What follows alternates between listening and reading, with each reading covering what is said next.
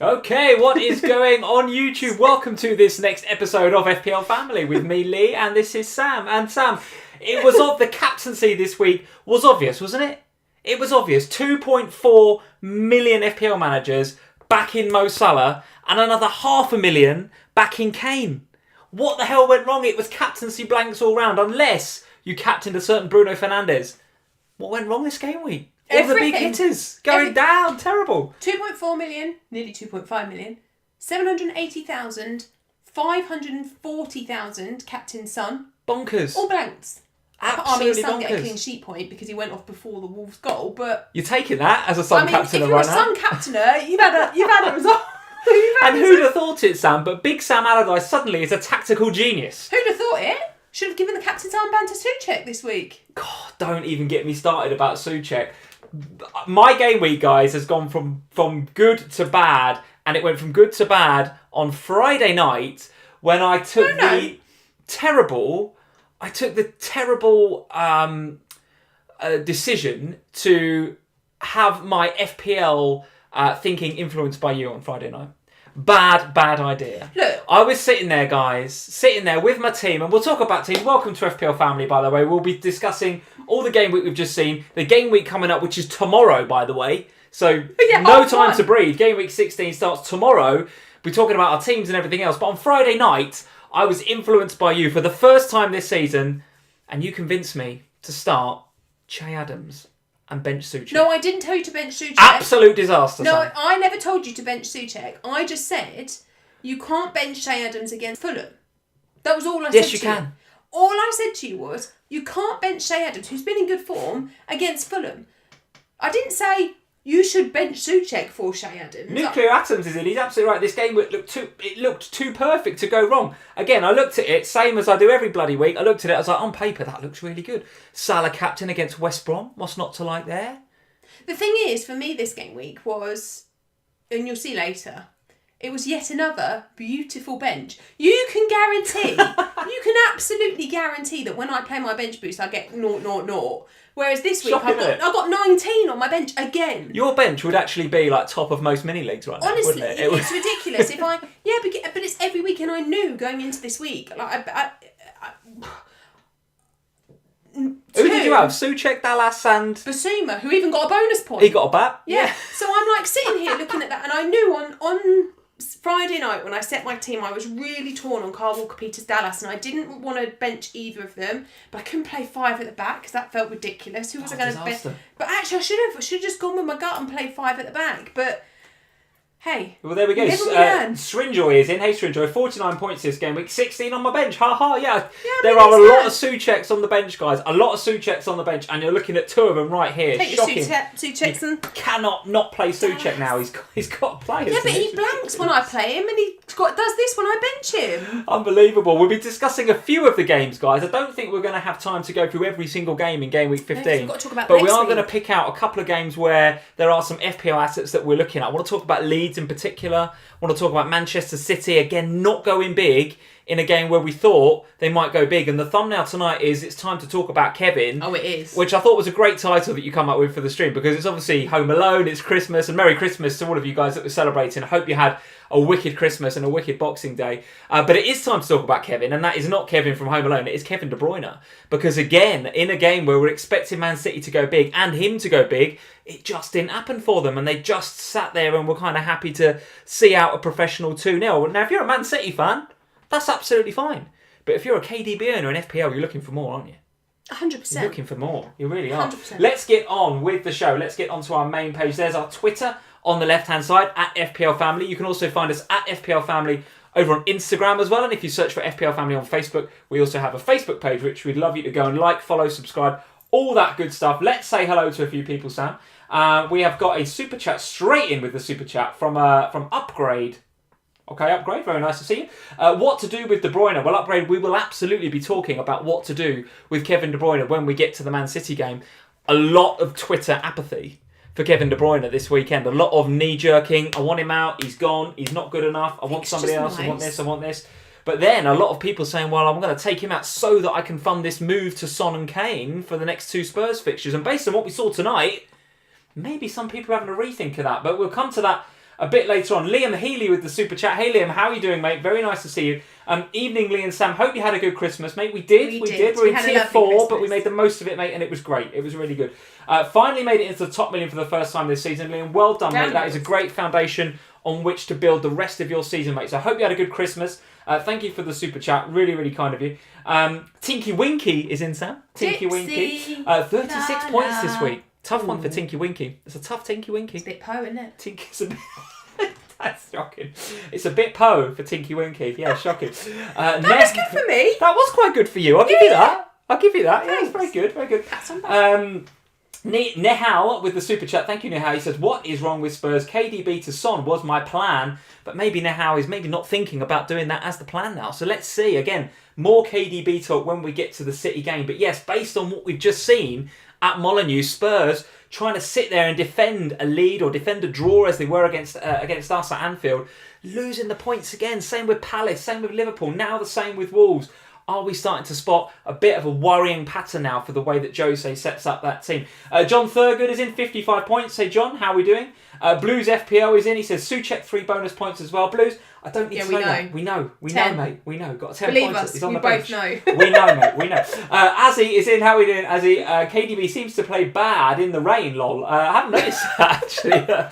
I'll take your word for that, Azzy. I'll take your word for that. A few people in the chat, Sam, saying, I appreciate Spurs didn't play well, but if you could, just hold back the rage. You haven't got any hats on tonight. So hopefully the camera's going to stay intact for this evening. I'm not raging today. No rages. Back above you, I'm not raging. You're back above me. That's par for the course, I'm afraid, guys, around here. It wasn't going to last long. I milked it, to be fair. You milked it for, 5 days? It just so happened to be in a week we were going on the FPL show, so I made sure that we mentioned it. Who's back on the FPL show on Thursday? Are you back on again? Oh, get in. Who are you on with? Gianni? Yeah. Well, to be fair, you have got one more game week. Because obviously we've got tomorrow. So yes, you tomorrow still and could Tuesday. Yes, go. In theory, if you keep benching your points, could happen. Well, we will of course be talking towards the end of the stream about obviously the fixtures for Game Week 16, but what we are going to do as well. Where are you going to go with your transfers at Game Week 16? Who's your captaincy? All that, because I don't think captaincy is quite as cut and dry as perhaps we thought it was. Isn't it? For Game Week 15. Well, I don't know. Let's see. A few of you on the Wildcard as well. FPO Fan Show. Prince is in. How we're doing, Fan Show? It's Wildcard time for a lot of people. So you have like less than 24 hours to hit the button, sort your team out and get it done. 1:30 deadline, PM, GMT, so like tomorrow. Middle of the afternoon tomorrow. So guys, if you're playing your wildcard, which a lot of you will have because it's use it or lose it time. I'm glad I'm not. That would really stress me. That's a stressful few hours, isn't it? You wouldn't sleep, would you? No, I'm glad I've used mine because genuinely it was bad enough when I had just a normal day. Like I remember when I used mine last year, it was a tight deadline, but it wasn't like less than 12 hours. Quite a few FPL managers out there saying something, actually they don't feel like they want the wild card. They feel like the wild card's a bit of a burden on their team. They're happy with the team and actually making changes for the sake of change's sake. Yeah, but are we going to see a few FPL managers actually burning the wild card? Well, do you remember last year? If you recall back to this time last year when I used my wild card, I felt like that. I felt like I was using my wild card for the sake of using my wildcard. So in the end, I made peripheral changes to my team. I kept the structure as my team the way that it was. And you just faffed about the edges. And I just tweaked the edges a bit. And I think that's fine. Like I think if you're happy with your team, don't feel that you're compelled to fully wildcard it if you don't think it's necessary. Totally, yeah. Like, I think Mark Sutherland's I think he tweeted a couple of times, look, unwanted wildcard for sale. Anybody want it? Because if you've got the wildcard burning a hole in your pocket, but you're happy with your team. Exactly. Fix what you're not happy with. Yeah. But if you're happy with it, don't make wholesale changes. No, would be my suggestion. Build to the double in 19, etc. Whatever your plan is, build around that. But don't go crazy on the game on the wild card if you feel like you don't need to. James Ward is in. Hey James, Gianni talks a lot of sense on FPL. Yes, he does, mate. He does. It was going to be James Ward Prowse for a minute. Then I was going to say, oh, hello. James Ward Prowse, yeah, absolutely. Julie Lloyd, hey Julie, how are we doing? Very nice to see you. FPL Geordie is in. How are we doing? He says his bro is burning his wild card. Yeah, there you go. You see, can happen. It can happen. Azzy, thank you for the super chat. How jammy was Watkins' hat trick of assists? Who? Watkins, yes. Who? Yeah, there's no hats on, is there? No, nothing for you to throw. Put the tea down. What? Who? Put the tea down. He's dead to you now, is he? Dead. He's dead to me. 11-pointer. I saw him smiling and I thought, who are you? Honestly, Azzy, do you know what? I tend to review. I put a bit of a tongue-in-cheek tweet out there about how jammy his 3 assists were because 2 came from poor finishes that were rebounds and 1 was just a pass for El Ghazi's worldie, but he could have got like 2 goals on top of that as well. No, he can't. Because he can't easy. score, Lee. Have you seen him? His finishing is diabolical. He can't score a goal. Right? Even with his 11 points or whatever he got, I'm much, much happier with Bamford. Yeah. Watkins can't finish his dinner, can he? He's useless. And as a Grealish owner, it was Why are you painful. still a Grealish owner? Because Grealish should be getting 20 pointers every week. How long are you going to say this for? Oh, but he does week in, week out. Every third game week he gets double he's digits. Got some points. Better hold him for another couple of weeks. Oh, he's blank for 2 weeks. Oh, Grealish. Oh, who would you take him out for then? Anyone else? Says you with Bissouma. Christ alive. No. Right. I don't understand. You can't keep him. Surely you're not keeping him through these difficult fixtures they've got. Sam, we got to get on. We've got so much to discuss. We can't talk about Grealish. We've got to get on. Here is the Twitter at FPL Family, as I mentioned before. Over on Instagram, all the links in the description below at FPL Family over on Instagram. Instagram follow count currently at 7902. 7902. Guys, if 100 of you that are not following us on Instagram went and followed us on Instagram at FPL Family, by the end of this live stream, you'd be on 8k. And would that make you happy?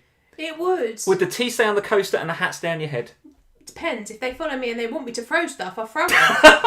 That's it.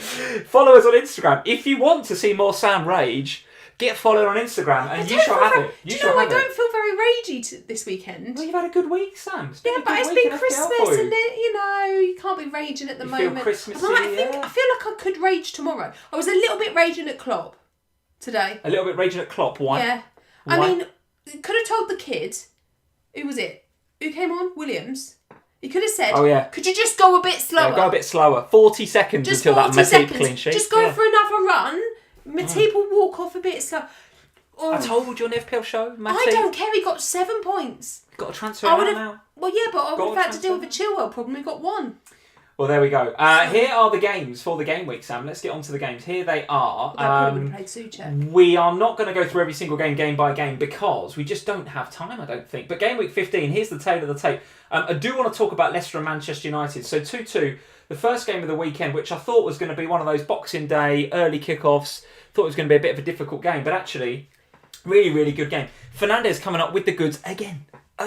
So reliable, Bruno Fernandes. I must admit, I feel like it's a big failing of mine as an FPL manager this season that it took me so long to get Bruno Fernandes. It was, and I had other things I wanted to do in my team, and my team dynamic was such that I couldn't fit Bruno in there. Now I've got him, I'm like, why would you not have this guy? It's a lovely feeling. Unreal. Only Bruno Fernandes is a lovely feeling, because every game week you feel like, unless there's another player out there that's got a much better fixture, that you've got a captain that you can just put it on because he's so consistent. But the question I have for you about Manchester United, though, is we've sat here week after week and said, oh, Man U, it's all Bruno. Yeah. Are the players around him starting to get up to his level, though? Is Rashford starting to put in a few performances? Is, hasten to say Martial, but are Manchester United playing that little bit better to the point where you'd want to invest in them ahead of Wolves and Aston Villa away? Wolves and Aston Villa at home. Wolves at home next is a reasonable fixture. How are we feeling about the double up? I do still think Bruno's enough. You do? I do. I feel like, Rashford's flagged, right? Martial, I just thought didn't. I don't know. I still on the FPL show. I'm not feeling Martial at all. I don't get the hype.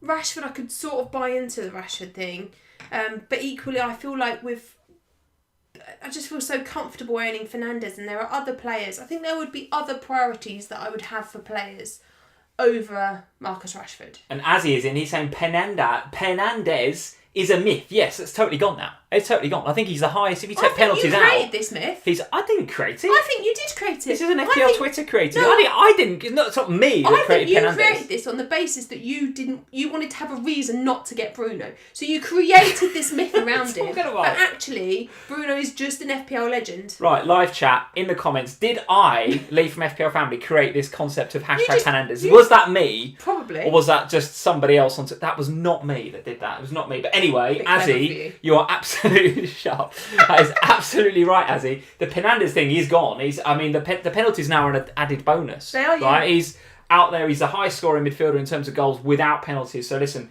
Nothing wrong with that whatsoever. You've got to get him in, and ahead of Wolves and Aston Villa at home, and then obviously the double game week against Liverpool and Fulham away, looking like an absolute keeper for me. Leicester, from their perspective though, are a team that I'm potentially looking at, Sam, for this run. Crystal Palace next, who, as we know, are a team that we're looking to target, if anything, because they feel like whipping boys right now.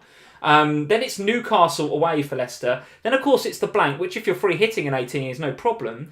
Then they've got a double against Southampton and Chelsea. Now, you'd say Southampton and Chelsea, 2 home games there, and Leicester maybe better away than they are at home. So, okay, Crystal Palace and Newcastle away, great for Leicester. But then 2 games at home against teams that you'd expect to come and attack them, Southampton and Chelsea. They're not going to sit and play the low block. That might actually benefit Leicester at home. So I kind of feel like I want to invest in Leicester a little bit. Do you? I do, yeah. I do. And given they got a good result there at home to Manchester United, it's a reasonable result. Harvey Barnes with the goal, but Vardy, again, with the assist, ticking over the points. Not looking at Vardy, not looking at Barnes or anybody else. Maddison coming back. They look much better with Ndidi, don't they? Yeah, yeah. You're still not convinced? No. Wow, okay. I wasn't impressed with Leicester at all in this game. Okay. I thought Why Manchester... not? What do you mean, why not? You just weren't impressed with them? Just weren't impressed with them. I didn't think they played very well. I didn't think they deserved anything from the game. Okay. And apart from James Justin, who every time I watch him I think you're a really nice little player, and he gets into all the right sort of areas, and for the next couple of games there is the potential for clean sheets as well as attacking returns for him, so he could be a nice option. Everyone else I'm looking at thinking I'm not inspired. Interesting. Well, I'll tell you what, if Kane's fixtures weren't quite so good in the next 2 or 3, I would be absolutely looking at Kane to Vardy. That's 3 consecutive blanks now for Kane. Then.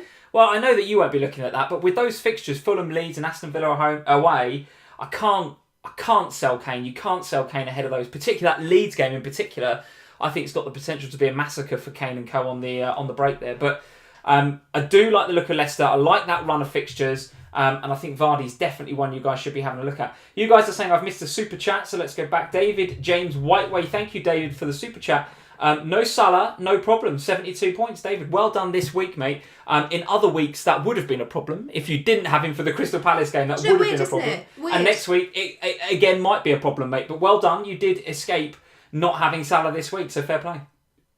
Weird, because I was saying to you, wasn't I, when we were watching Spurs?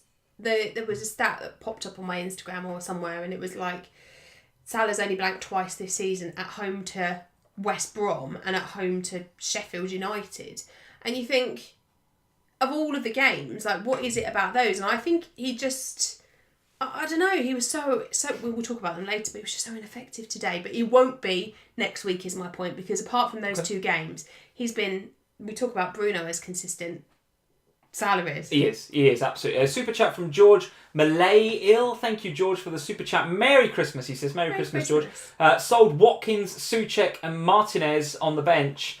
Oh my goodness. Sold Watkins, Souček and Martinez on the bench. Thoughts on Robbo versus Trent? We will be covering the Liverpool defence when we get to the Liverpool game, but that's a tough beat there, George, if you sold Watkins and then benched Souček and Martinez. That's a rough with the smooth candidate if I've ever heard of one. Martinez just popping off points left, right and centre like you wouldn't believe. I have to say, just to finish up on Leicester Man U, I disagree with you. I think Leicester are absolutely worth looking at, and I do think Jamie Vardy, ahead of those fixtures, which are, let's say them again, Crystal Palace and Newcastle away, and then a double home to Southampton and Chelsea, I think he looks very, very investable ahead of those 2, and perhaps we'll talk about him a bit more after the Crystal Palace game, depending on how he performs. Let's look elsewhere. Arsenal 3, Chelsea 1 was a result that none of us were expecting, Sam, to be honest with you. I did expect, and I did put a tweet out there before the game saying, look at the Arsenal first 11, look at the Chelsea first 11, and actually I fancied Chelsea to do them no problem at all. First of all, let's deal with, before we get to Arsenal, who, by the way, if you go to Fantasy Football Scout and sort the ticker by fixture difficulty, Arsenal now at the top with Brighton, West Brom, Palace and Newcastle up next. So maybe Saka and maybe some others worthy of investment. But talk me through Frank Lampard and his trolling, first and foremost. Chilwell out for 2 weeks. Reece James out for a little while, managing injury. They should have been out for 2 weeks. Did you see them? Well, it backfired. They were not ready. It backfired, didn't it? And what I loved, and sorry Chelsea fans, sorry Tips if you're in, I'm sure you are. Chelsea tweeted, didn't they? Something about Chilwell with the comment "oops" and the well, I think official hiding. FPL said Chilwell starts, and then they went "oops," yeah. And you think, They weren't ready. You could tell from Was it just Frank being crap at mind games, or what was that all about? I think he needed them.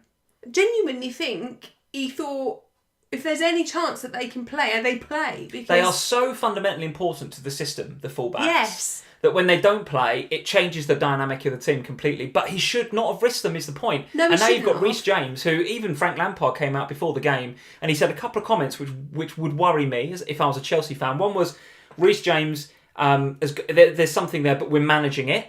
That's a problem if I'm a Reece James owner. The second thing is, Ben Chilwell's got a swollen ankle. He's in a bit of pain, but everyone plays in a bit of pain, and he sort of chuckled as he said that.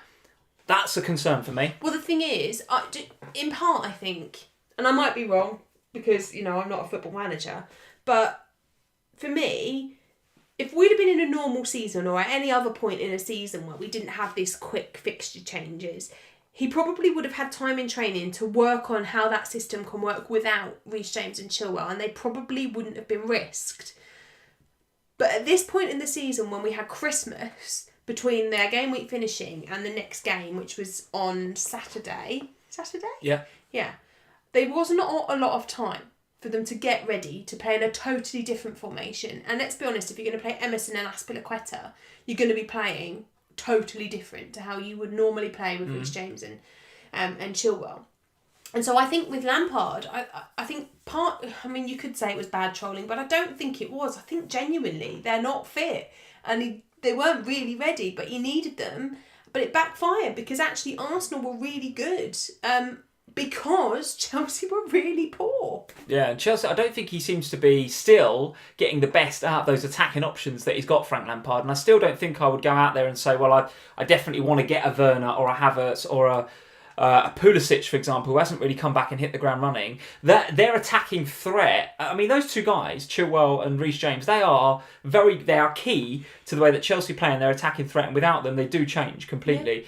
I think Frank got it massively wrong, and I do think if you look at the goals that are spread across that Chelsea team, they've got more goals from their defenders than any other Premier League team. So if that starts to dry up, has Frank then got a bit of a problem? Just briefly, because I want to get to Arsenal. Yeah, I think so. I think he has, but I also don't think they're going to play in Game Week 16, because I can't see how we can play them. They clearly weren't ready for Game Week 15. They are not going to be ready for a game. When do they play? Tomorrow?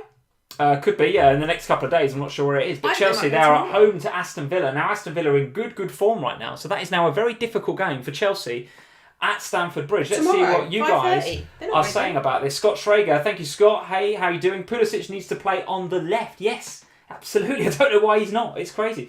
Let's see what else you guys are saying. Thomas Burkhan is saying Kane to Abraham. Not on the basis of what we've just seen, Thomas. I wouldn't suggest getting Tammy Abraham in. He did look reasonably lively, but again, it just wasn't good enough from a Chelsea perspective. Bossman525, Havertz looks lazy and not built for the Premier League. He does look a bit of a luxury player at the moment. He really does. And Werner, listen, couldn't hit a barn door at the minute, Werner. No. Unbelievable. Arsenal then. We spoke about the fixture ticker. Brighton, West Brom, Palace and Newcastle up next. Now, they do play an 18. They don't have a double game week, Arsenal. But with those fixtures, maybe we should be having a look at some of these younger players coming through from Arsenal. Now, what Arteta was kind of forced into doing because of injuries or suspensions or this illness that Luis and Willian had at the weekend, just ill. It's like, come on. You're playing against your old clubs here. You should just get over it. Don't be ill and just play. I don't normally stick up for Arsenal, and I might be wrong here, but I'm pretty sure that their illness meant that on the COVID rules, they can't play. Oh, right, okay. Okay, fair enough. So I don't think it was that they're ill and then they're just, I've got a sniffle. I think it's that the symptom that they had meant they were not allowed to participate. They couldn't be part of the game. Okay, fair enough. All right, well, I'll give them a pass on that one. But nevertheless, Arteta was kind of therefore forced to play a lot of youngsters. Young Smith Rowe came in, played very, very well. Of course, Saka, I thought, and it's not the first time I thought this actually about Saka this season. Despite all of the guff around him at Arsenal, he takes the game by the scruff of the neck sometimes for a player that's so young in years, really gets stuck in a lot of the time. Played very, very well at the weekend. Is he an option now in FPL? It's hard, isn't it? Because I think so many of us at the moment are geared up, and it's one thing we always say is that don't be so geared towards a plan for the double and that you neglect players that are about to do something good in this moment. for the sake of a moment in the future, which may or may not work in your favour. And so for me, it's hard because this is the first game of the season where I've actually seen Arsenal play well and thought maybe.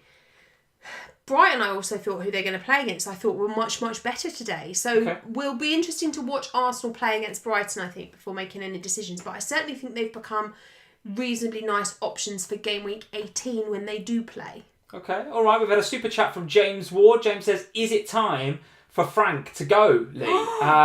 No, it's not. No, it's not. In my opinion, no. They've got to give him time. They've got to give him time. And listen, he started the season very, very well. And all right, he's got to get a tune out of those players. And I thought by now he would start to get them. But a lot of those players have been in that team. Pulisic fit, not fit. Havertz fit, not fit. He does need to get Werner going. No doubt about it. He does need to get Werner going. And I don't think he or they know what Werner's best position is yet. And I still think he doesn't know whether Tammy Abraham or Giroud is the right player to play up there with him. No. If at all, any player should be playing with him. I don't know why they bring Giroud on.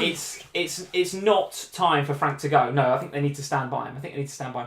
Let's move on. Let's go to... let's talk about Dominic Calvert-Lewin then, very briefly. Sheffield United 0, Everton 1. So Sigurdsson with the goal, Decore with the assist. So from an FPL perspective, not a hell of a lot to shout about in that game other than a blank for Dominic Calvert-Lewin. So what now are we thinking with Dominic Calvert-Lewin? We went on the FPL show last week. We said, all right, he's ticking over some assists. They're fairly fortuitous assists, but he's not banging anywhere near the amount of goals that he was at the beginning of the season. One in his last 5, maybe 6 games now.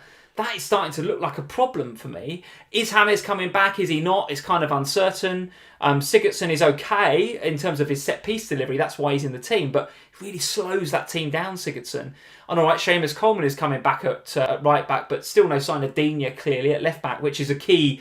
that's a key delivery source of deliveries for Calvert-Lewin on that side. So... as a Calvert-Lewin owner, I'm starting to get a little bit worried about him in my team. I'm starting to look at some of the other assets in that bracket, Bamford, and thinking I want the downgrade. How are you feeling about Dominic Calvert-Lewin? It's hard. It's a tricky one because that game was so uninspiring. It was so awful. Everton were uninspiring, no doubt. It was awful they both to watch. Were. Yeah, but Sheffield United, I mean, they've been awful to watch. I mean, the game against West Ham was probably the worst game I've seen this season. This weren't much better. And I must admit, Everton, again, without Richarlison, they lack pace and they lack any sort of threat in behind.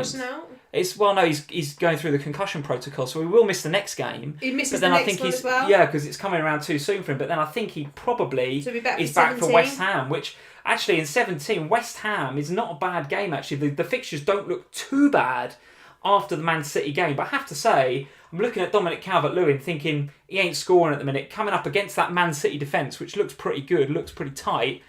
I'm not fancying him right now, Dominic Calvert-Lewin.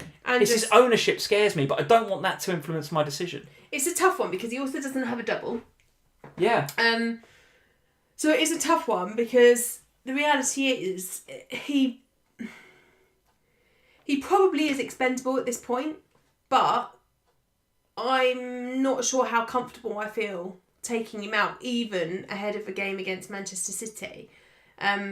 The problem with it is, it's the game after that. West Ham at home, Wolves away. They look pretty good. The thing is, you can get him back for Wolves away anyway, because that's in the single. If you're free hitting, you can have him for that anyway. So really, you're talking about missing out on that West Ham game.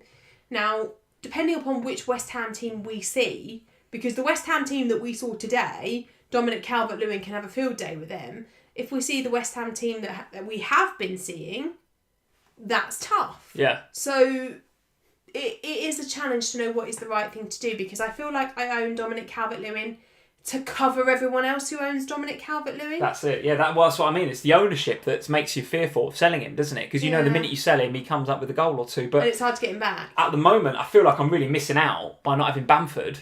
Yeah, see, I've got Bamford. And it's like, well, I don't know. Sheffield United, nothing really to discuss there other than they are doomed. I feel for some of the players in that team, especially Bruce, who I think went there on the promise of, a lot of game time, at least some creativity behind him, but he's just... He's just not getting it, is it? It's It's just got to not look at that happening team for him. and go, where's the creativity that they're promising me actually coming from? The midfield three is just nowhere near good enough. There's no creativity It's nowhere there. near good enough. It's nowhere near good enough. Let's move to Sunday. Let's talk about Leeds 1, Burnley 0. So the Leeds goal actually living a bit of a charmed life in that second half. Burnley really well. I don't know what Dyche said to them at half time, but they did half wake up in the second half and started peppering that goal. To be fair, they should have scored. That goal that got disallowed On the 18th minute, looked like a goal, didn't I it? have Yeah, no absolutely. idea how that is a foul on the keeper. The keeper knees him in the back. Yeah. Outrageous. If anything, if it's not a goal, it's a penalty. Yeah, I kind of wasn't impressed at all with Meslier through that game. And now that's going to sound stupid because anyone that's got Meslier will tell you quite openly they got double-digit hold, didn't he, this week? So happy days. Meslier owners, if you've got him, fair play.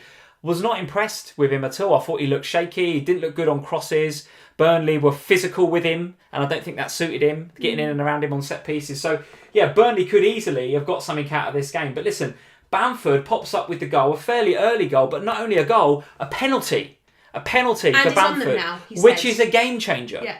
As a Bamford non-owner, that is a game changer for me because I was really on the cusp of thinking, I'm really missing out on this guy. All right, I get the rhetoric, he's wasteful, but he does get a lot of goals. Now he's on penalties, and the fixtures are nice, and there's a nice double. I think it's a bit of a no-brainer now. I think Bamford, it looks pretty nailed on in your team. I was pleased to have Bamford anyway before today's game because the fixtures are nice. I was happy to own him with the double coming up. And then there was a penalty and I was like, I hope Bamford won it. And then he was taking it and I was like, crazy, sorry, what's happening now? Yeah, Bamford's taking it. Why is it not clear? But then at the end of the game, manager did say that Bamford is now on penalties. He is their penalty taker. So that is lovely. As a Bamford owner, this is like a gift now because now we've got a whole... Just a Brucey bonus, right? Got a whole nother way into points that we didn't have previously. So I'm really happy to own Bamford. And I think if you don't own Bamford now, he is getting to that point at his price point of being a really irritating not own because he's just ticking him over. West Brom next, then it's the Spurs game, which I think will be a lot like the Man United game. I think there's goals. I think there's goals in that game. I might be wrong, but I think there's goals. Then it's the blank, so you can have him, not have him. It's up to you. And then he comes back from the blank with a double. Brighton and Southampton at home. I mean, yikes! Come on, you got to have him. Super chat from David Jones. Thank you, David. So lucky this game week, he says. Struick, if that's how you say his name, 3.9 million with 8 points comes off my third bench slot for Vestergaard. Boom. Yes, a nice one. There's jam and there's proper jam. I like that. Really, really good, David. That is jammy, mate. I like that. So Leeds, yes, they got the 1-0 win. Could easily have dropped points, but if you're going to go for one, I think it's Bamford. If you were going to go for two, Rafinha! You've been on about this guy for a few weeks now. When are you going to start put your money where your mouth is and get this guy? Looks good, doesn't he? He does, but I can't really get to him. I'd have to take SUPERCHAT out. Okay. Can't really do that, can I? Keeps getting 10-point hauls. Grealish to Rafinha, would that be on for you? Yes! Yes, absolutely it would. Why would it not be on for you? You absolute lunatic. Just do it. You can't get rid of Jackie Grealish. You just can't. Of course you can. You know what you do? You go in the app and you go to transfers, you click on Grealish's name, you click on Rafinha's name and you say, are you sure? Yes. Bye-bye, Jack. I'm not having it. Let's talk about the tactical masterclass from Big Sam. We had a bit of Big Sam bounce at Anfield today. Liverpool won, West Brom won, which was a shocker of a result if you're a Liverpool fan, or if you own Salah in FPL, or indeed if you captained or triple captained Mo Salah. It was not his day. They did not allow him that space in behind. They didn't allow him to play. They cut off the supply line from Trent and from Henderson. West Brom came with a plan, with a bus, and they executed it perfectly, It wasn't a bus, it was a blooming great tank. But it was the plan. That was the game plan. And to be fair, he's got a point, which at the end of the season might count for a lot. Do you know what was really interesting about this game is that he played this 10, and I said to you, I don't know, 15, 20 minutes into the game, if you could get one or two, the game will open up because they will have to play you then. They can't just keep sitting back. Yeah. But they defended really well, and you just never got to the point where they had to open up. And then Matip makes a great save, didn't he, at the end, didn't he? Yeah. Oh, Johnson, great save. And then Matip gets injured. And at that moment, the game changed. And suddenly they were all about getting somebody to go on the attack. And you saw it from Carlin Grant. Liverpool had the warnings, didn't they? Carlin Grant was in behind young Williams there, who kind of outpaced him, Carlin Grant. Yeah. He's quick, but he's not the quickest. No. And he got in there. So listen, it was it was an off day for Liverpool, no doubt. Immediately went onto Twitter and saw a lot of, what about Salah now? What about Salah? And nothing about Salah now. I think, listen, we're not going to come up against defences that play 10 men behind the ball like that and play like that every single week. We've got to go away to Newcastle next, and don't forget, Liverpool's double is Man U and Burnley at home, which is a pretty nice looking double. I myself am looking at triple captain in Salah in that double game week. We had a super chat earlier about Trent versus Robbo. Give me your view on the Liverpool fullbacks then. 2 pointers for each of them today. In terms of eye test for me, I certainly felt like Robbo was the one that was attacking more and getting into those more dangerous areas. We disagree on this though, because I really feel like if I was going to invest in the Liverpool defence premium bracket, but I would like to. Which you were obviously not sure about doing, having bought in Matip this week. No, I was sure about doing, but I just can't do it. Budget restrictions and the way that my team is set up means I really struggle to get back to owning Trent. One of those guys, yeah. And I do want Trent over Robertson. I feel like in that game, there was a bit more joy coming from Robbo's side. But I think that was just the way that West Brom wanted you to go down the Robertson side. That's where they had all of them. They were encouraging the ball to go down that side, as opposed to the other way. But I think in normal games it will be more even. Trent's obviously on set pieces, which I like. We all know what he can do from a set piece when he puts his mind to it. I just worry, to be honest. So I was happy to invest in the Liverpool defence whilst Matip was there. Depending upon this injury now, if you're always playing Nat Phillips or Reece Williams, yeah, in the middle, if you're going to play out, West Brom were getting opportunities against him. That would concern me about the clean sheet sticking, because I think at that premium price point, you want your clean sheets to stick. You want Matip and Fabinho with them. Yeah, because you want the clean sheets there as well as you want the attacking returns, and I fear that Robbo and Trent may be limited in their attacking returns because they're going to have to help with the defence, because without Matip there as well, if he's out longer term, and Klopp was a bit, we don't know anything yet. No. But if it's his abductor muscle, that's a few weeks. Of course. That's a few weeks again. And it's like, the thing with it is you can't, as a Liverpool fan, you can't even get mad at it, because you know Matip, particularly over Christmas, you know he's getting injured. It's coming, the injury. And it's just a shame that, we're now down to, that's our 3 most senior centre-halves out now, long-term as well. Van Dijk, probably the season, Gomez the season, and now you've got Matip out for a few months. So Fabinho has done a really good job there. But again, as we've said before, you now miss him in CDM, right? You miss him as CDM. Super chat from Azzy. He's saying Brownhill has now had more shots in December than Son. So Danny McDonald then pops up with, is Brownhill essential? And Liam Healy, it's all the slackers. Josh Brownhill, what a baller.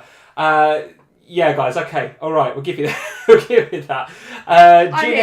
Jinesh is saying Trent looks nervous. Okay, I don't know if I'd say he looks nervous, but hasn't quite got his eye in, certainly from those free kicks yet either. Still struggling to get back to the Trent we saw last season since his injury at the beginning of this season. That calf muscle, I don't think it's still giving him any jip, but he's still struggling to get up to speed, I think, a little bit. But anyway, from a Liverpool perspective, we know what the fixtures look like. We know it still looks pretty good. Are you happy with just Salah? And obviously you've got to do a transfer now for Matip. Are you thinking to bring in any other Liverpool assets to go with Salah? No. So I was quite happy to own Matip and Salah for the double, and moving forward I thought, right, the two of them together are fine. If Weetabix does what Weetabix does, then I'll look to move him on. But I was quite happy to own him for the length of time that I got out of him. I'm not, at the moment, happy to spend 7.2 or 7.3, depending upon Trent or Robbo, until I'm sure that the clean sheets are going to stick. Because for me, at that price point, Souček's a million, 2.3 cheaper, and he gets attacking returns. Now, I don't feel like I want to spend that level of investment at the back unless the clean sheets are there as well. And I worry that they might not be without Matip as well now. All right, okay, let's have a quick chat about Man City 2, Newcastle 0, because we have to address the Kevin De Bruyne issue. This is not an issue that neither of us has, actually, in our FPL teams. But if you're an FPL manager out there and you do own Kevin De Bruyne, I'd like to know in the live chat now or in the comments if you're watching the replay, what are you going to do with Kevin De Bruyne? Because, as the thumbnail says, it is now time that we need to talk about Kevin.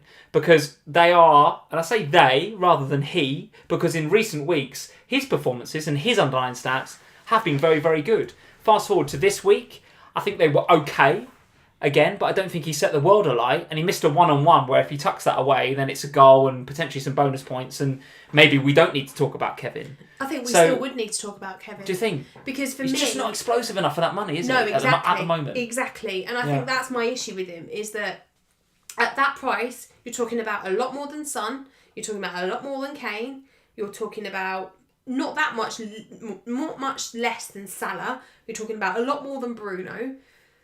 At that price, I want him to score at least a goal every week or at least a couple of assists every week. But the way Manchester City are playing at the moment, even against one of the poorest sides in the league at the moment, because they're still suffering, bless them, with the COVID stuff that's been going on, with Lascelles still out and Maximan still out, they're suffering. So against a Newcastle side in that form, that Manchester City side should be putting away... Hey, listen, City was suffering from their own COVID issues with Walker and Jesus and others, right? But their squad can should cope be dealing with that. Yeah, they okay, can fair enough. Losing Kyle Walker and who else did they lose? Jesus had COVID, right? Yeah. Okay, Jesus is a bit more of an issue because of the striker thing. But they should be able to deal with that with the squad that they have in the way that they have it.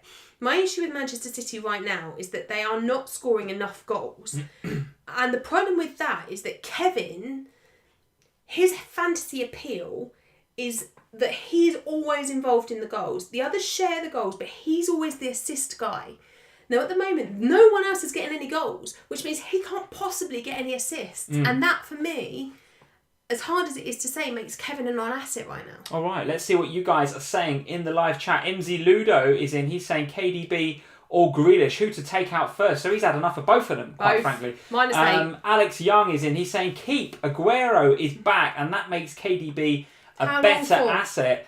Jacob17, look at KDB's fixtures after double game week 19. They look sensational. Yeah, but you can't do that. Let's see what else other people are saying. Kevin to Sterling, done, Maurice Molito is saying. Done Kevin De Bruyne to Sterling already.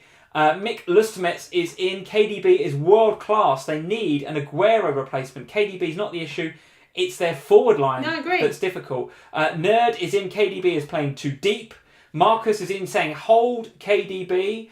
Paul Cartwright, KDB looks knackered. I must admit, the live chat is kind of split, Sam, to be honest with you. I would say they're probably leaning more towards selling, from what I can see in the live chat, but it's not quite the mass exodus that I thought that it might be. Another player that I do want to talk about in this game was Cancelo. So now he's in my team, picked up a couple of bonus points, got booked right near the end, which was disappointing to say the least, but still popped up with 7-pointer. I looked at his heat maps for the game.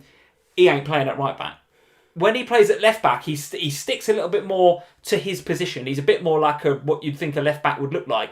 But at right back, he doesn't give a damn. He's up and down, middle, and he's attacking. He's left, right, and centre. He looked like a really good FPL asset. And on another day, could have had some FPL points. And that's all well and good, whilst Manchester City have got Kyle Walker out with COVID. But the reality is his spot is a lot more rotationable. That's not a right rotatable. Word. Rotatable. It is a lot more rotatable. And therefore, he will likely miss some games that you want him to play. So what do you make of Pep's comments after the game about this guy? Don't ever trust Pep what he says. Surely you've learnt that. So Pep's comments after the game where he recovers really well, his replenishment is really good, if that's the right phrase that he used. He could play tomorrow, I think was the word that he used. Yeah, do you believe him? I do, yeah, with Cancelo, I do. At the moment, you do, because COVID's got Kyle Walker out. Will he play him on New Year's Day? Who knows? It's Pep. All right. He says these things, and I think the thing that gets me with Cancelo, look, I think the Manchester City defenders are all good options. I don't think there's a bad option, and I think you just have to run the risk that he misses a game every now and then, because it's Pep. Okay. Same with Diaz. Jake Sanchez and Cancelo could have had at least 2 assists if Man City were clinical. Yeah, and I think that's the point, isn't it? They're not at the minute. That's the problem. Dread FPL, I love Cancelo. I must admit, I enjoyed that game as a watch. Being a Cancelo owner, I was watching him thinking, this guy looks like he has all the attributes of a good FPL asset that you would want, other than the FPL points. Daniel McDonald, Cancelo started 10 out of the last 11, so it does seem to be a Pep favourite. And Dow's247, Cancelo is the best player in the back line of Man City. I do agree with you right now. He does look really, really good. I'm happy to hold. I'm very happy to keep him. No thoughts to sell him at this moment in time. So Cancelo, a happy hold for me ahead of some reasonable looking fixtures for Man City. But I would like his teammates to be a bit more clinical in front of goal. FPL tips with the super chat. Hey Harry, how are you doing? Merry Christmas, both of you. He says, Merry Christmas, Harry. Hope you had a good run, mate. Hope you did well. Be interested in your thoughts in the live chat, mate, about Chelsea. What's going on there? I know you're a bit late to the live stream. We've covered Chelsea, so a lot of people, we had a super chat earlier. Is it time for Frank to go? I said no. Tips, would love to get your opinion on that. Would love to get your opinion. Sam, before we look ahead to game week 16, let's have a quick chat about Wolves 1, Spurs 1. Now, we said at the beginning of the live stream, are we seeing a bit of a worrying pattern now with the way that Spurs are setting up in games? Crystal Palace, you look to hold on to that 1-0. Today, you look to hold on to that 1-0. And at Anfield, you look to hold on to the 1-1. And each time, you got bitten by a late goal. I think Is that a worrying pattern now? Maybe. I think we do it away from home more than we do it at home.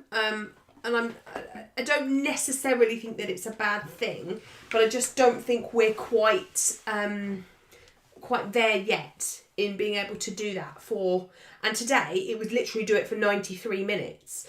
And I don't think we're in quite a place where we can hold 1-0 for 93 minutes.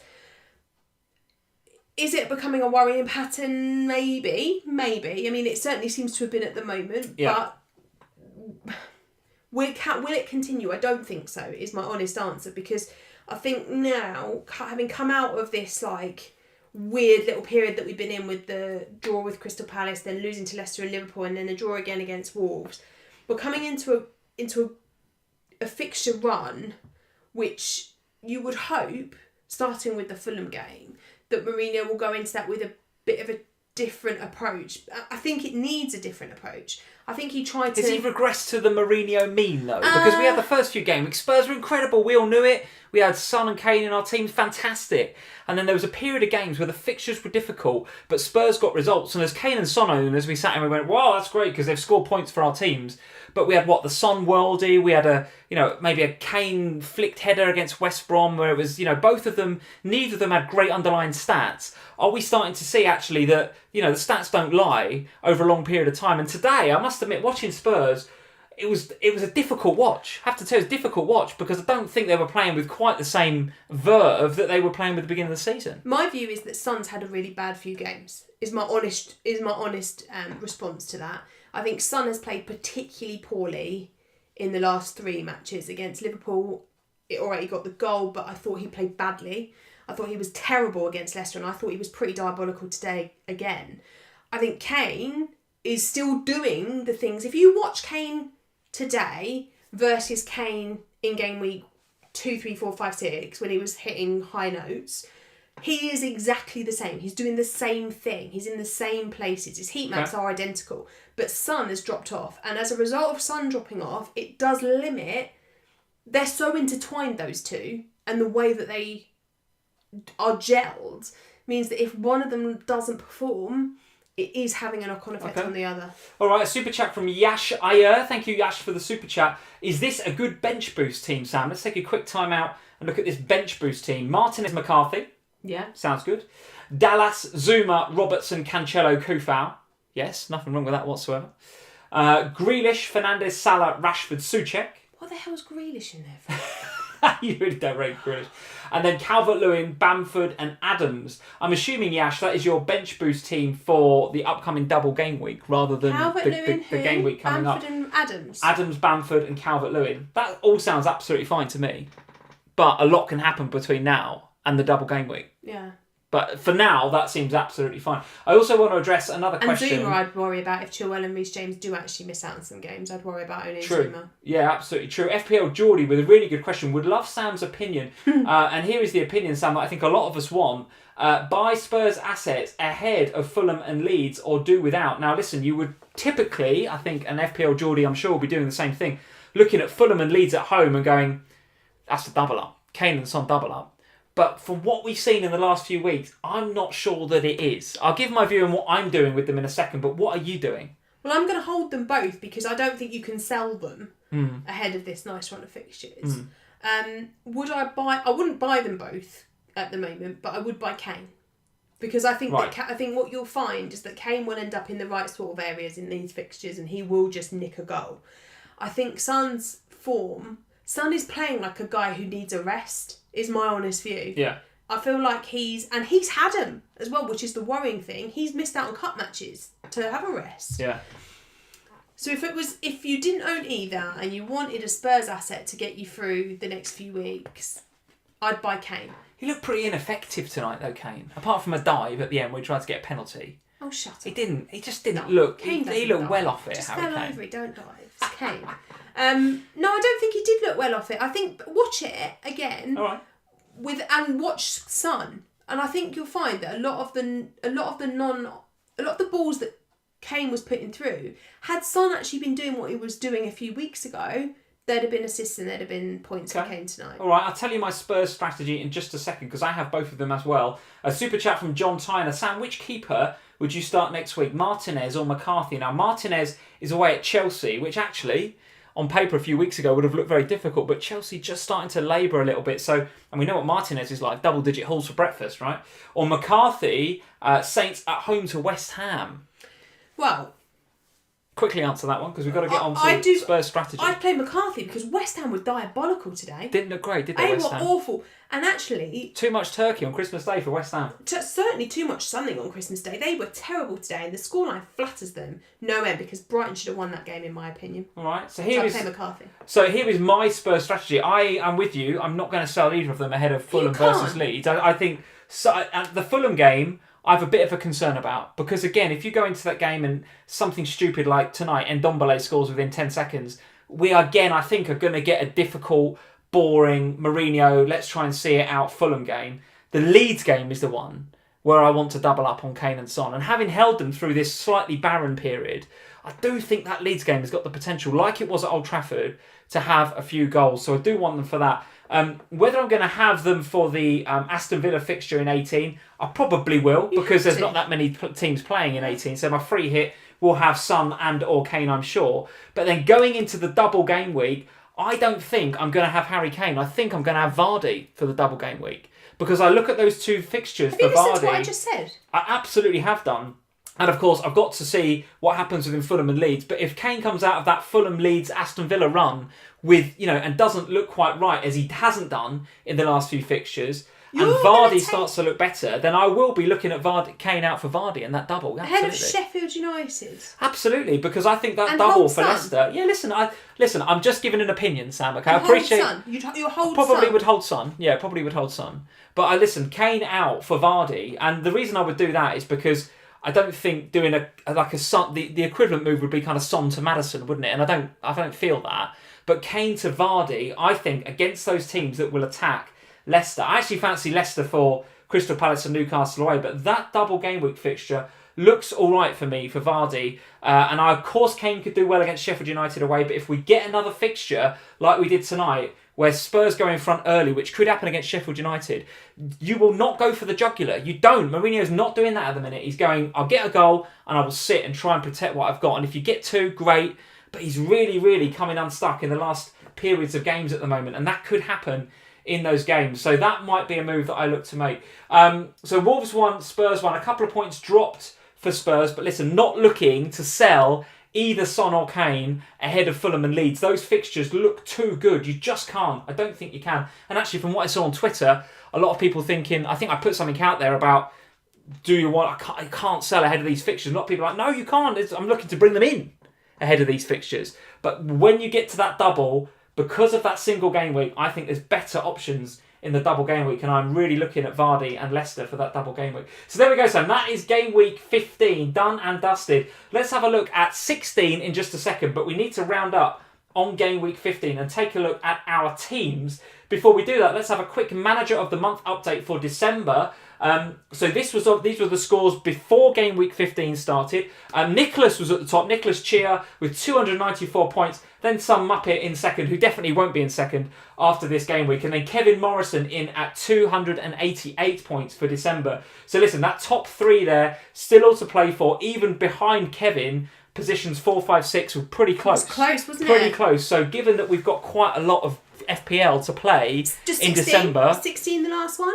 Yeah, because it's New Year's Day then, isn't it? And so is it the last game week is 16, I think, right? Yes, because 17 starts on New Year's Day. I think that's true. Let's have a look. So we've got 16, and then, yes, so game week 17 will be January. The first game week of the new January Manager month. So game week 16, the one coming up tomorrow, in fact, deadline 1:30, is the last game week for the Manager a month in December. It's actually felt like it's gone quite quick, given that there's been 5 or 6 game weeks. It's been mental. But anyway, Nicholas is the guy to beat. Nicholas Chia at the top with 294. What you got this week? I will, of course, very, very quickly, probably tomorrow morning, be totting up everybody's scores from this game week, chucking it in the spreadsheet, doing an update and getting a graphic together. Good job it's a bank holiday, isn't it? Good job it's a bank holiday, because I need to update the spreadsheet and get it out to you guys over on Patreon. If you want to check us out on Patreon, if you want to take part in the January Manager Month competition and win all great prizes, like the things from Kicking the Balls that you can see on the wall there, and then think about taking part in our January Manager of the Month competition, patreon.com/FPL Family. Links are in the description below.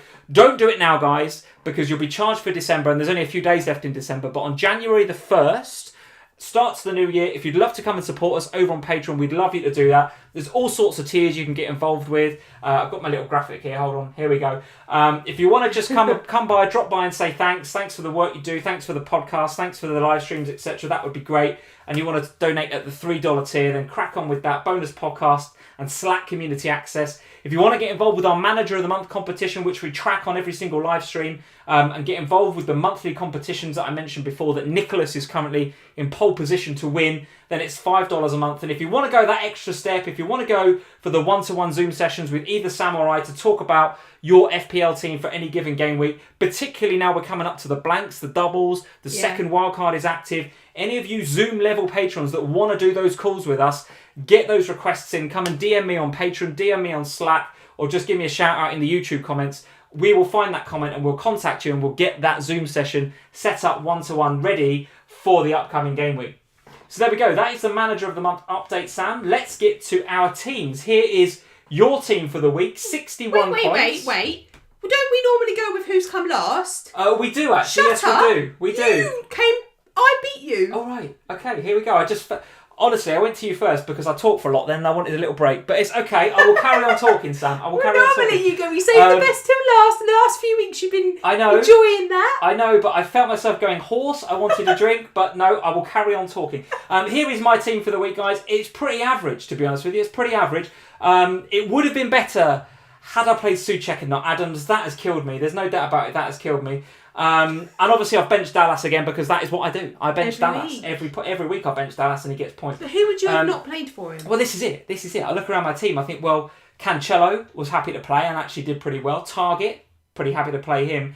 And Kufal at home to Brighton. I mean, he was my transfer in this week, so I was obviously looking to play him. I was interested that you still play Kufal because the news that his wife had just had a baby. Did you get that after or before? I got that after. Yeah, because I wonder. It came a bit late to me. I wasn't on baby watch. No, I needed you there. You didn't come through for me. I didn't know he was having a baby. I do know that Harry Kane's due a baby in the next 4 weeks. Is he really? Yeah. Oh, it's even more reason to transfer him out for the double. Jamie Vardy is having a party in that double. He is due a baby at some point in the next 4 weeks. So there we go.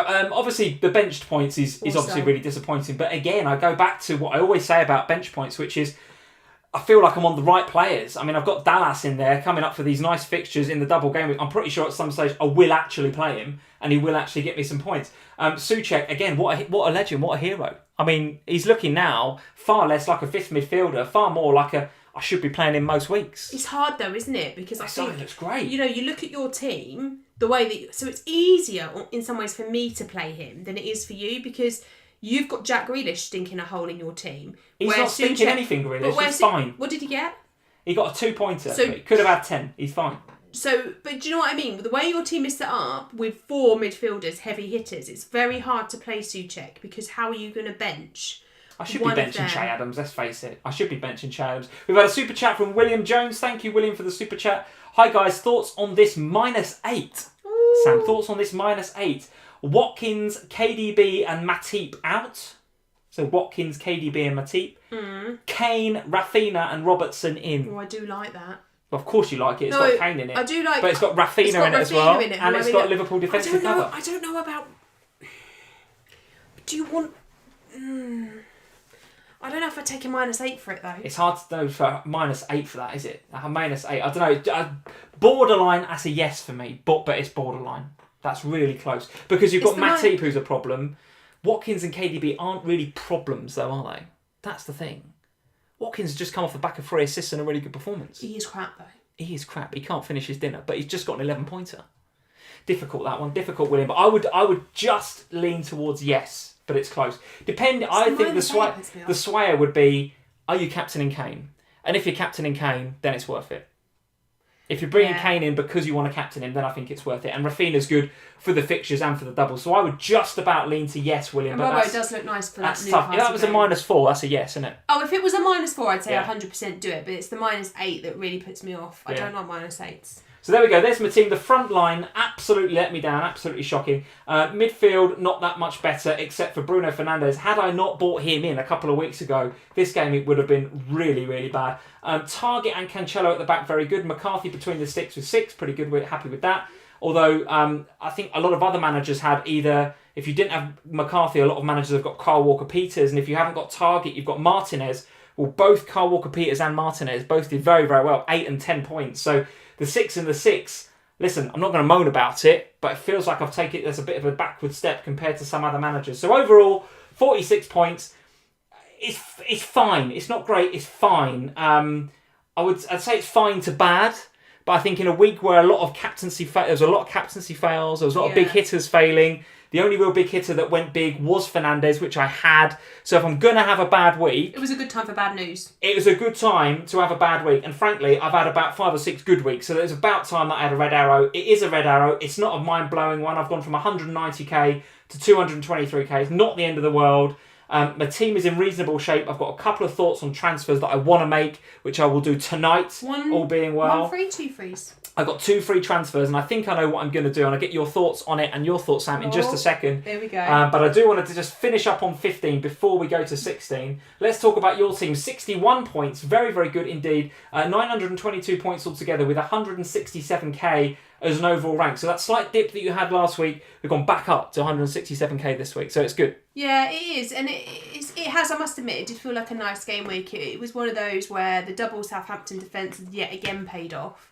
And it always seems to. And not having an Aston Villa defender has been a problem. As much as I jest about Jack Grealish, not owning one of the defenders is problematic. Is now the time though? No. Chelsea, Man U, Spurs, Everton. Exactly. Single game week. So in my head, I'm sort of now hoping that actually that run that Martinez and Target and all the others, that were racking up the points for Aston Villa. I'm hoping that is now done, for me anyway, for a couple of weeks, because that should mean that my defence, I feel like I'm always chasing Aston Villa defenders all the time. So the Southampton defence coming in was really nice.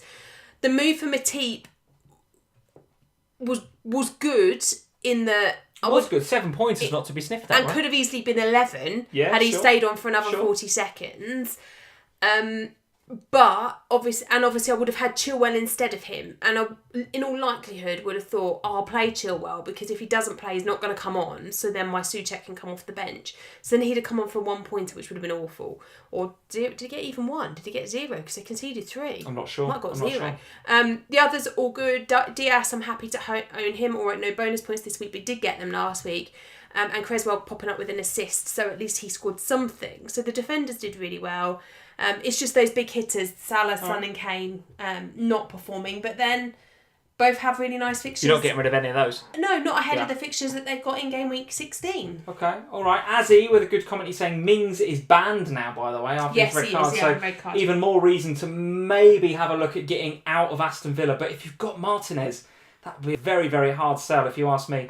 Super chat from Nehal. Thank you, Nehal. Thoughts on 7 to 8 players in game week 18 and a triple captain in 19? Nothing wrong with that, Nehal. If that is your strategy, 7 to 8 players in game week 18 is okay. If you've still got the free hit, my advice would be play the free hit in 18. I don't think there's going to be a better time to play it than in game week 18. But 7 to 8 players is fine. And triple captain on game week 19 is okay, depending on who you're putting on. There's nothing in the super chat about who you're playing. But if you are looking at Salah, if you're looking at the Liverpool players, or Bruno, because Bruno's got 2 away games. Indeed, 2 Bruno away games against what could be a pretty patched up Liverpool central defensive partnership, then yes, that doesn't look too bad for me at all. So there we go, 61 points, 167k overall. So pretty good. Pretty good week. Green arrow, right? Yeah. Happy. Okay, very good. All right, let's go back to the main page briefly, and let's go back to the game. So they start tomorrow, guys. Tomorrow. Take a deep breath. We are going to go all over again as of tomorrow. As you mentioned before, Sam, the game week deadline for game week 16, losing track of game weeks, is tomorrow, Monday, 1:30 p.m. GMT. So my advice to you guys would be, think about what you want to do tonight, and if you feel inclined to do so, execute it tonight. Don't sleep on it. Just get it done. There's going to be lots of rest and rotation, I suspect, in a lot of these games. Do you think there will be? I think quite possibly, yeah. Quite possibly. I think this is the game week, as well as a couple of, around the blanks and the doubles, where your bench is really going to come into its own. I really do think we're going to see some rotation. Pick out a couple of games here, Sam, for us that you are interested in from an FPL perspective. Talk about Chelsea Aston Villa for me then. Do you know, that was the game I was going to pick out. Chelsea, I think I'm watching carefully now, because obviously I don't have a Chelsea asset anymore because I sold Chilwell. Yeah. I'm not convinced we'll see Chilwell tomorrow. So I'm interested to see what happens with Chelsea and how they play if they don't play Chilwell and Reece James, and what they look like, and whether that as a strategy can work. Because obviously Chelsea are a team that I'm looking to target ahead of the double game week, but I can't for the life of me work out how you target Chelsea right now because of the injury issues that they've got at the back. That's the problem. Yeah. Zuma maybe, because I've got a feeling that set pieces are going to be even more important to Chelsea going forward. So if I was looking at Chelsea at all, given that their style of play with the width and the attacking intent down the sides, I think is going to revert more to lend itself to set pieces. I think Mount maybe, but I'm not buzzing to get Mount. I'm not I have to get Mount right now. Always plays him as well. He does get minutes, he does play, he does take corners.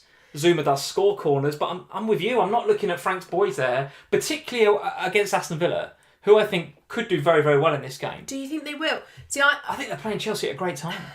I do too, but I think not having Mings is big for them. That is true. I think going here without Mings is tough. I think we rarely see Ollie Watkins do anything back to back. So will he likely turn up against Chelsea? Who knows? What Chelsea team will we see? Can Aston Villa actually put in a plan for how to play against Chelsea when we all can't work out who's going to play from Chelsea? Can Dean Smith work out who's going to play against Chelsea? I think it's a really tough game to call, but for me... He can't risk those fullbacks again, can I he? don't think so. I don't think he will, so. But do you? I do think that he will. Wow. I think they're so important to his system that I think he'll just play them. I don't think he can. I'll tell you what, if Frank plays them and Chilwell does an ankle and he's out for 2 or 3 months or something, he is going to get pelters, Frank Lampard. And I put a tweet out there the other day, or maybe over the weekend, that said the press have gone after Ollie big time, haven't they, this year? Because Man United this, Man United that, etc. Start of the season they weren't that great. But listen, they are doing great now. And Frank Lampard, I think, has got largely a pass this season. But we are coming to probably the stickiest point of Frank Lampard's tenure right now. He's not getting the results. He can't get a tune out of his big money signings, big money signings that he spent in the summer. Yeah, that's true. And the key players in his fullback system are, inverted commas, injured. And he's coming up against the side in Aston Villa who have kept the most clean sheets in the Premier League and are playing very, very well indeed. I think that is a tough game for Frank Lampard. If they lose that at home with City after that, I think it's very difficult. I mean, I'm intrigued by this Chelsea game. And when I sold Chilwell, it was on the basis that, one, I didn't think he was going to be fit for the Arsenal game. And that's the one I thought there might be a clean sheet in. Aston Villa, Manchester City, I don't see there being clean sheets for them in that game. And then you're back to reliant on attacking returns. Are they even going to play? Will they play the same strategy? Will there be as many attacking returns? Because let's be honest, it's been the defenders that have been scoring for Chelsea. I'm fascinated by that game. That's one I'm definitely interested to watch. Going to be a good game. Where else are you going to go? I think... What about Everton City? So we're talking about DCL. Do we sell him? Do we keep him? Under the lights at Goodison, 8 o'clock kickoff. Do we bench him against Manchester City?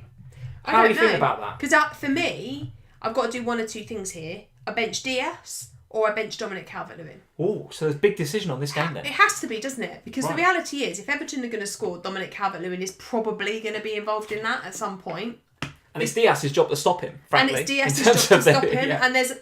so unlike Cancelo, where there's some attacking potential there, with Diaz it really is a defensive, solid 6-pointer, maybe with some bonus points if they don't score that many goals going forward. So it's basically one versus the other, I think. And so for me, it's a really tough call. At the moment, I am erring on the side of benching Calvert-Lewin. Oh, yikes. All right, well, there we go. I saw a comment about Calvert-Lewin there. And Mick Lustmetz is saying, I will bench DCL as well. YOLO. Points, post to points. I've benched DCL for Welbeck this week. Goodness me. Brighton at home to Arsenal. That is rogue, isn't it? That really is rogue. Actually, FPL fan show. So Prince, who is an is an Everton fan, is saying, I think he'll be rested. What? Dominic Calvert-Lewin? Dominic Calvert-Lewin to be rested. Who's going to play? I can't see it. Prince, who will he play in his place? Very interested to see that. Nazir LFC, I'm benching DCL as well. So you guys not fancying Dominic Calvert-Lewin against that Man City back line, which as we know is good, has been good. A back line that hasn't been quite so good is Brighton so far over the last few weeks. They were good today. They were better. But how much of that was down to West Ham? And actually, will Arsenal be rejuvenated from that Chelsea? Well, they should be. That Chelsea win. I think that's another fascinating game. Again, I think I'm not going to put my tongue in my cheek and say it's a relegation 6-pointer, but if Arsenal can win that game, they start to just look up rather than down. I'm telling you something. I watched Brighton today. They had something about them today. If they can take that something about them... Even Morpie scored, I mean... Goodness me. If they can take what they had about them today into that game at home against Arsenal, they could win that game. I'll take your word for it because I actually didn't watch Brighton West Ham today. I was playing FIFA with my lad because that was a garden centre game for me. I'm reining in the amount of football I watch and I didn't watch that game today. So I'll take your word for it. If Brighton were better, then they might give Arsenal some problems, that young Arsenal side. But Arsenal, I thought, did look better against Chelsea as well. So it'd be interesting to see who can take the form from Gameweek 15 into 16. Just so everyone knows, I will be yet again benching Souček this week. So if you want to get some points, feel free to play him. Get him in. Let's have a quick chat about Manchester United versus Wolves. Now, again, big game, 8 o'clock, evening kickoff under the lights at Old Trafford. Do we think that Wolves front line, do we think that the Netos and the Fabio Silvas and all of those guys that played tonight and got a point against you guys can do it against that Manchester United defence? I wonder whether... They might be able to get one, but they won't get more than one. Because they played for 93 minutes behind. Not quite, because obviously they scored in the 85th or something. But that was the first time they'd really had a clear-cut chance. Like, they had a lot of opportunities, but they had nothing to finish it. And that's my concern for Wolves right now. But that was surely more down to the way that Spurs defend, because you defend well, unlike Manchester United at times, right? Yes, but equally, I think, I watched those players, obviously. Podence, I really like Podence. I like... Do you? Yeah, I really do like Podence. I think he flatters to deceive sometimes. Do you? He hits the deck so easily, Podence. If he just stayed on his feet. You're a bit sensitive to that right now.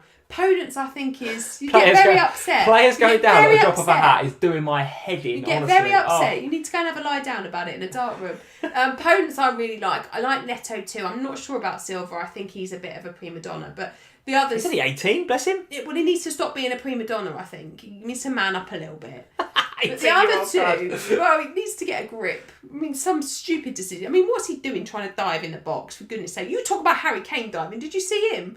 Oh, I've been shocked. Go on then, Manchester United Wolves. Do you fancy Bruno Fernandes as captaincy in this game? No. You don't fancy Bruno as captain in this game? Why not? Because I don't think Wolves are that bad.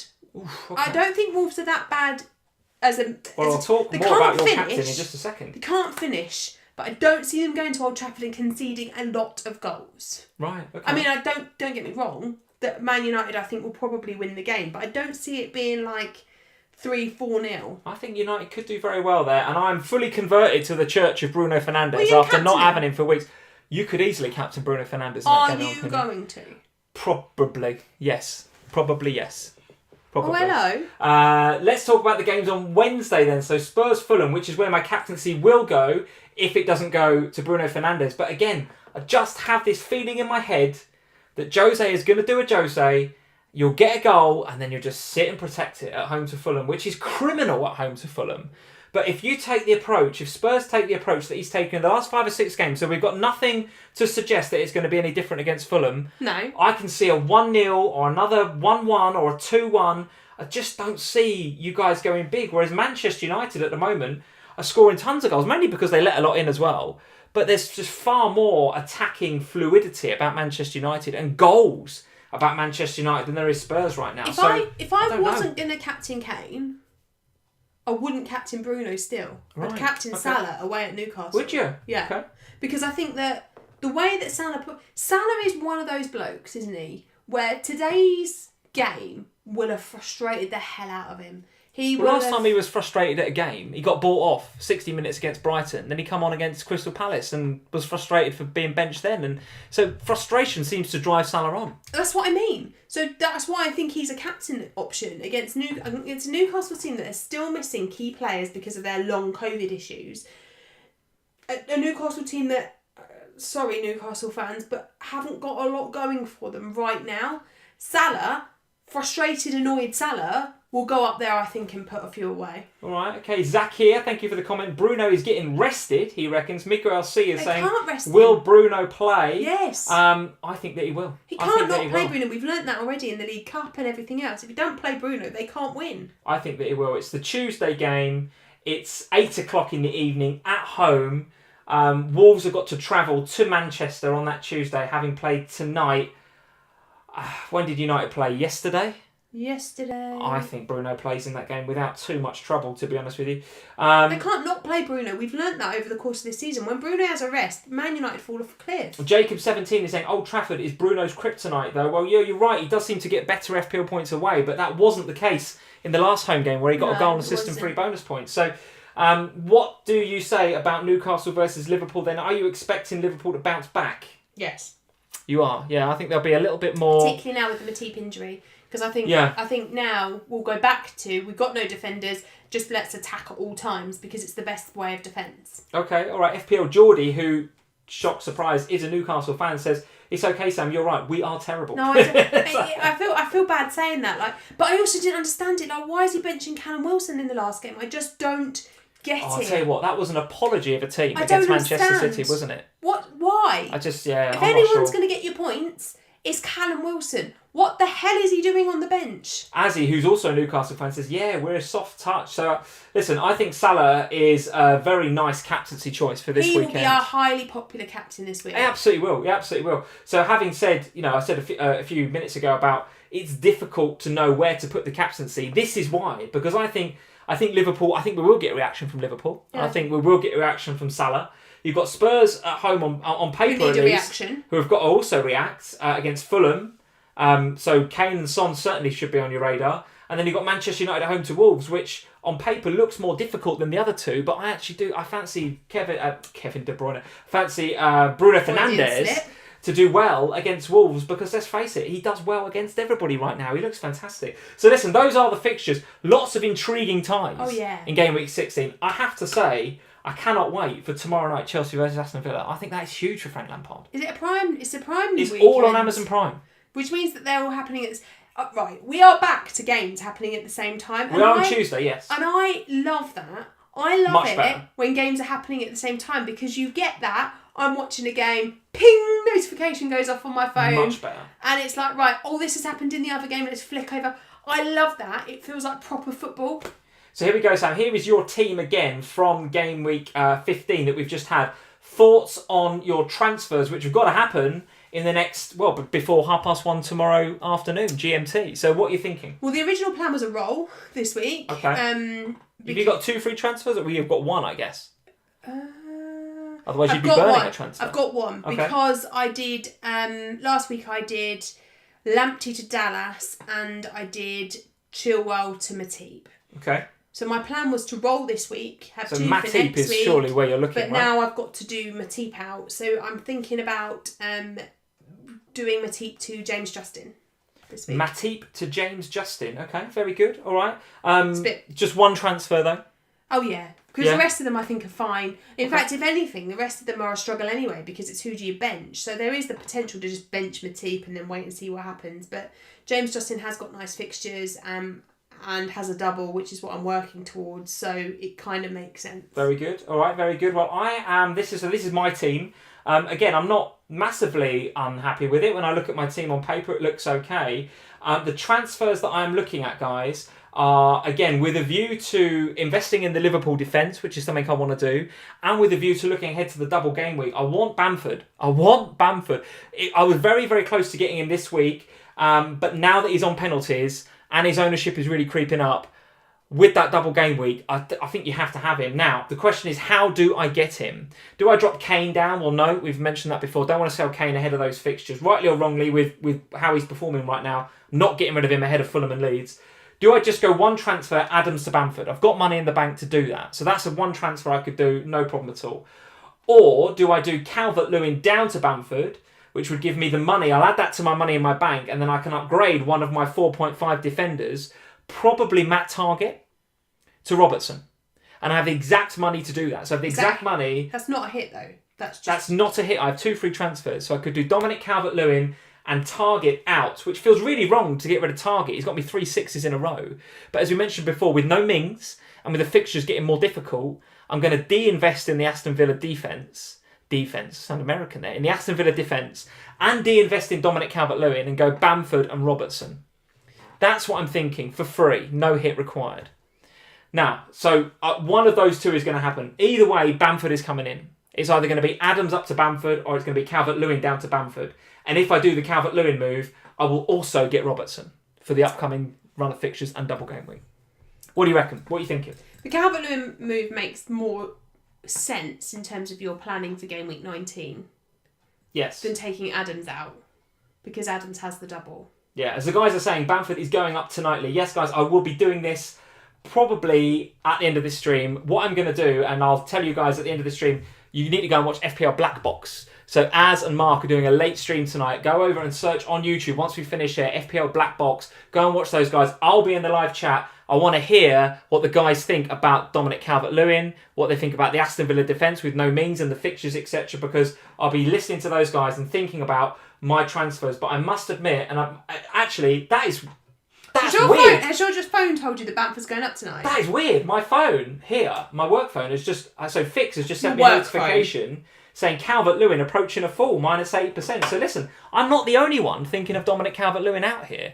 And I think a lot of people will be going Calvert-Lewin to Bamford. I don't think you are, because I think that it's inevitable with Calvert-Lewin because he's so highly owned that people are looking to change up their teams ahead of game week 19 and ahead of a trip, a match against Manchester City.